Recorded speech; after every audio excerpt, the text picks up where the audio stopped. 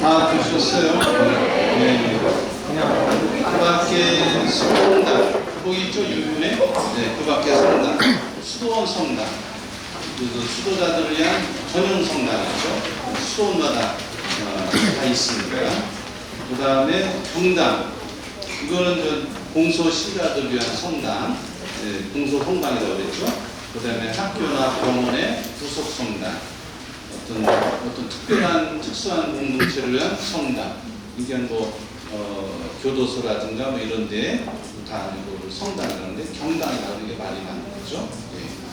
그 다음에 주교님이나 어떤 특별한 사람, 그러니까 지금은 없지만 옛날에 왕을 위한 개별 채플이 있었어요. 왜냐하면 왕이 성당에 주일마다 나와서 미사 참여하고 하기가 쉽지 않아가지고 궁전 안에 채플을 따로 만들어서 전속 사제가 있는 경우도 있었고, 후대에는 밖에 있는 사제가 들어가서 미사를 하는 경우가 있었죠. 우리나라 같은 경우도 김대중 대통령 같은 경우는 문재인 대통령도 마찬가지고 세종도 성당의 소속이라고 해요, 청와대가. 근데 세종도 성당 올려본 경우는 뜨고 난리가 나죠. 그래서 세종도 문광시구가 한 달에 한 번씩 청와대 가서 미사를 하는 거죠. 그런 거는 어쩔 수가 없는 거죠. 경호상 그런 어려움들이 있으니까. 문재인 대통령도 마찬가지고 그런 경우는 경호상 어쩔 수 없는 거죠. 이해가 되시죠? 네. 그 다음에 성당의 봉헌과 관리, 새 성당은 교부장 주교에 의해서 봉헌되거나 축복되어요. 네. 이게 원래는 주보 성인을 미리 정해야 됩니다. 그래서 주보 성인께 성당을 바치는 거거든요.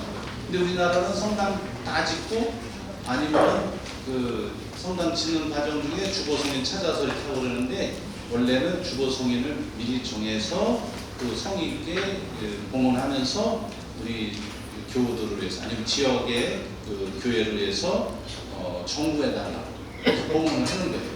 그래서 베드로 대성당은 베드로 성인께 봉헌된 거고, 바오로 성당은 바오로 성인께 봉헌된 거죠.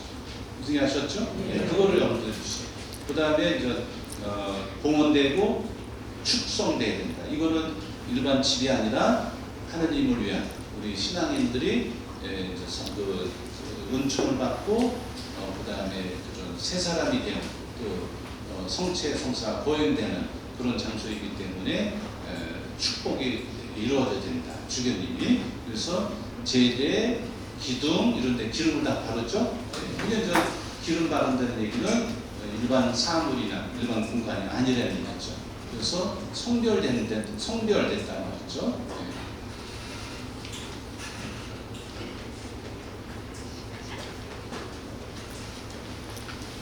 네? 성별됐다는 말이죠.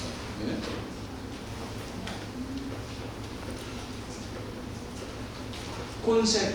콘세크라타라고 그러는데, 봉헌되다, 그러는데 성별됐다. 이게 바로 일반 물건이 아니란 말이죠. 성별된 사람이다, 성별된 물건이다 이렇게 얘기를 하는 거죠. 그 다음에 미사 때 쓰이는 성자, 이것도 주교님이 축복을 해야 돼요. 일반 물건이 아니니까. 그 다음에 오르간을 새로 샀다, 그러면 그거는 축복 리스트에 다 있어요. 축복 사제가 할 수도 있죠. 오르간. 그 다음에 14처. 그 14처 같은 경우는 주교님이 성당 봉헌 축복하면서 다 하는 거죠. 오케이? 예. 그 다음에 여러 가지 성화나 성상 같은 게 너무 많아도 안 된다. 예? 그래서 성모님 상이 하나 있으면 하나면 된다. 여기저기 그냥 하지 말라고 돼 있어요. 절대 규정에. 그래서 한 분만 모셔져 있으면 된다. 우리는 양옆에 성상이 있지만 성상을 구하지 못할 경우에는 성화, 양옆. 옛날 성당에 가면 있죠? 네. 이콘이 성화가 딱 있어요. 그렇게만 하면 됩니다. 너무 많아도 안 된다. 네? 네? 제대도 하나만. 집에? 집에 상관이 없지만 근데 자녀들이 나중에 열심히 하지 않으면 성지에 원래 갖다 놓고 아니면 성당에 갖다 놓고 그래서 쓸만하면 괜찮은데 너무 그 돌아가신 분이 기도를 너무 열심히 해가지고 촛불이 끄름이 막 타는 경우가 있어요. 안 보이는 제가 좀 해야 되겠네. 그래서 제가 성지에 있을 때 아침에 나와보면 뭐가 이게 탁자 위에 있어요. 그래서 이제 저 부모님이나 누가 돌아가신 것 같아요. 그런 것을 갖다 흩어놓고 처리할 도시 같은 경우는 처리할 곳이 없잖아요. 이거를 어떻게 처리해요? 만약에 어디가 좀 흠집이 났다, 보기가 흉하다 그러면은 성상으로서 기능을 상실한 거기 때문에 깨서 땅에 묻으면 된다. 오케이? 네. 그러니까 보기가 흉하다. 그러면 그렇게 성상으로서 기능을 하기가 어렵다. 보기가 흉하다. 그러면은 깨서 땅에 묻으시면 돼요. 오케이? 예. 됐죠? 예. 그 다음에 이제 우리 성당에 와서도 제가 한번 할 예정인데 집에 이제 성화상이 너무 많다. 지금 우리가 지금 하고 있는데 들어간 입구 오른쪽에 있죠? 갖다 놓으시면은 거기서 마음에 드는 거 있으면 갖고 가시면 되는 거죠. 오케이?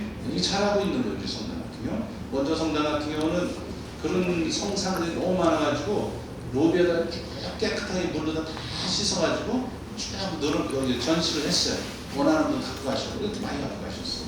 그러니까 예비 신자, 대자, 대녀 세례 받을 때 성상 성물을 너무 많이 하지 말라는 거죠. 한 개만 있으면 되는 거예요.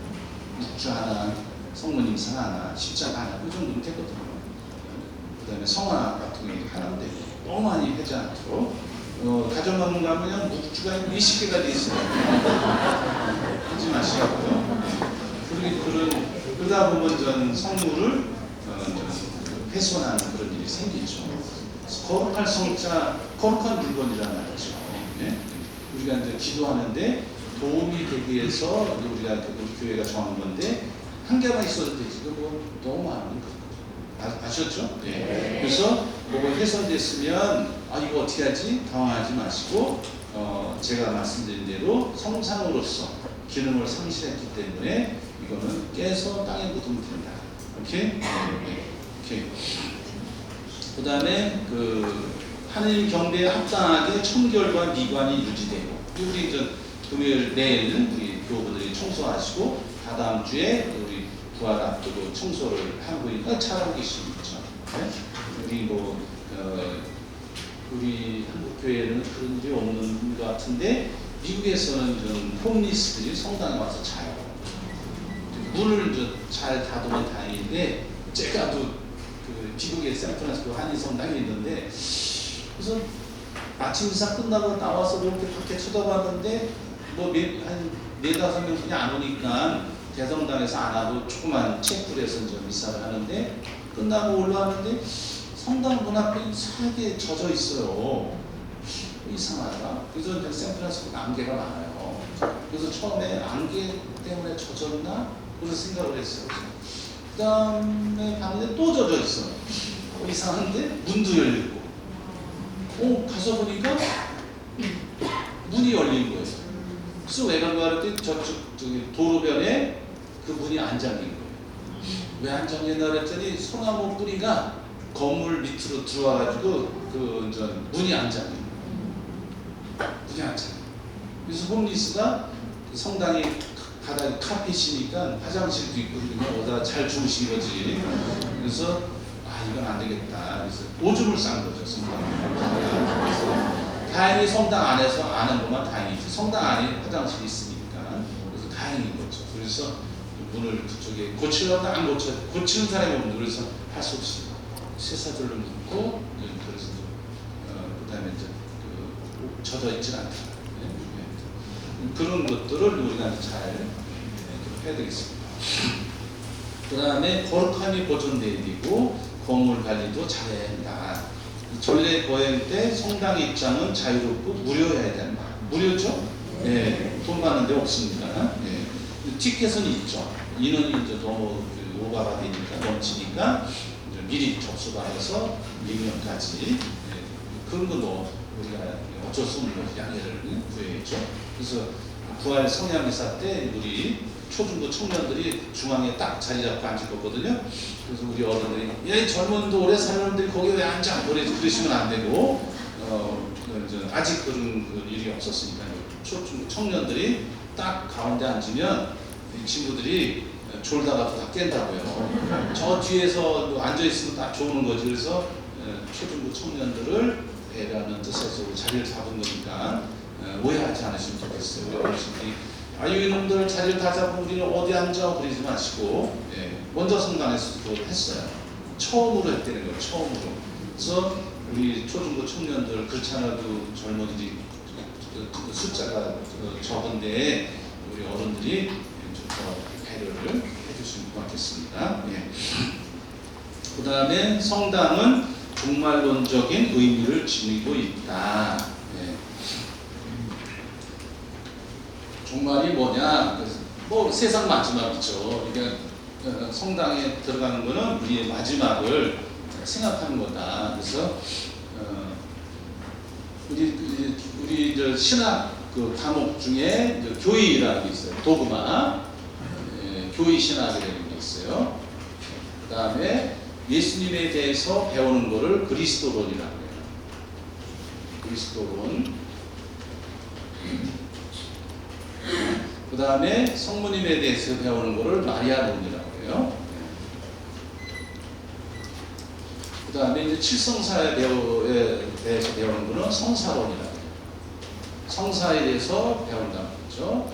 그 다음에 교회에 대해서 배우는 거를 교회론이라고 해요. 교회론. 그렇죠? 그 다음에 이제 그 성경론이라고 하지는 않아요. 성경신학이라고 해요. 그 다음에 우리 인간의 신앙인의 마지막에 대해서 공부하는 게 종말론이라고 해요. 종말. 그래서 그 죽음이 뭐냐, 죽으면 우리는 어떻게 되냐, 지옥, 그 다음에 천당, 그 다음에 뭐 연옥 있겠죠. 이것에 대해서 논하는 것을 종말론이라고 해요. 그래서 우리가 성당에 들어간다는 것은 하느님께로 가는 거라는 얘기거든요. 그래서 성당은 이런 마지막을 우리의 마지막의 의미를 지니고 있단 말이죠. 하느님의 집에 들어가려면 어떻게? 문지방을 넘어서야 되는 거죠. 오케이? 그런 의미를 담고 있다는 거. 그래서 우리가 성당에 들어올 때 아무 생각 없이 들어오지 마시고 내가 하느님을 향해서 가고 있다는 거죠. 그래서 공원 때나 성체할 때 행렬을 했잖아요. 행렬을 한다는 얘기는 그 인생의 나그네인 우리가 하느님을 향해서 걸어가는 거예요. 그런 의미를 담고 있는 거라고요. 그냥 때가 돼서 나가서 걷는 게 아니라 하느님을 향해서 가는 거다. 이거를 생각을 해야 합니다. 그래서 그 성당에 들어올 때도 하느님의 집에 문지방을 넘어서서 하느님께로 간다는 거죠. 우리의 마지막을 생각하게 하는 종말론적인 의미를 지니고 있다는 거죠. 죄로 상처 입은 이 세상에서 모든 사람이 부름받은 새 생명의 세계로 넘어감을 상징합니다. 새 생명의 세계로. 여기 세상에서 상처받고 어려웠던 것이 새 생명의 세계로, 하느님의 세계로 넘어간다는 거죠. 그래서 종말론적 의미를 지니고 있다는 거죠.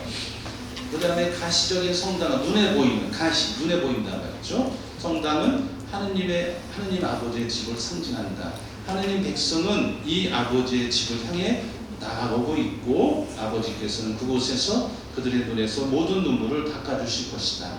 그러므로 성당은 문이 활짝 열려서 누구든지 환영하는 하느님의 모든 자녀들의 집이기도 하다. 그래서 현교황님이 어디 성당인가 한번 그 성탄 때 그 주변에 사는 모든 그 노인들을 초대해서 식사 대접을 한 적이 있어요.